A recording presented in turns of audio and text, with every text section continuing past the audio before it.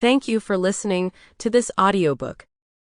This is claimed by the enemy, written by Sera Blackmoor and narrated by Google Play auto-narrated voice, Michelle.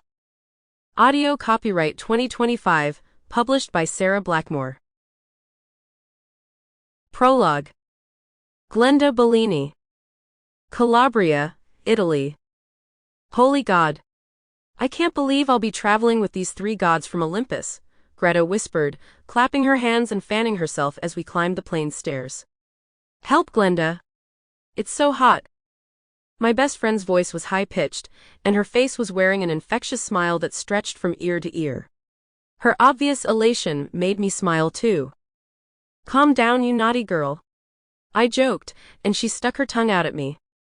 It was 3 a.m. and we were boarding my family's private jet at Lamezia Terme Airport, heading to Sicily. Greta and I practically grew up together, as she was the daughter of one of my brother's senior soldiers. Life as a mafia girl was often lonely, as we were constantly watched and overprotected, but we always found a way to make things better. We became attached to each other, which helped to alleviate the monotony.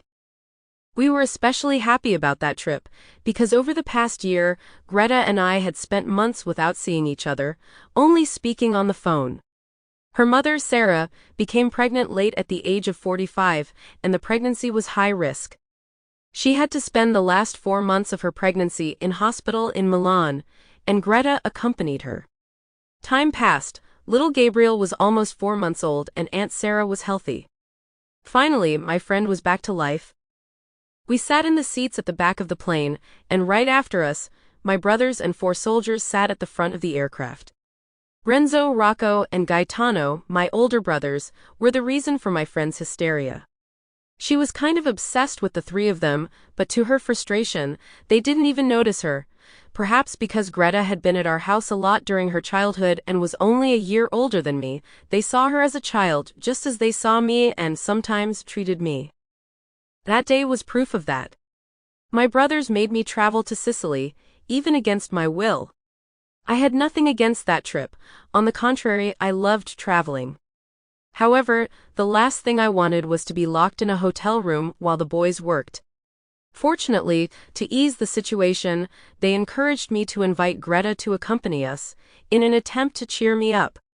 Initially, her father, Narciso, didn't want to allow it, but Renzo personally asked him, and he authorized it. With my friend by my side, everything would be different. As soon as we buckled our seatbelts, the pilot gave the flight instructions, saying that we were Sample complete. Ready to continue?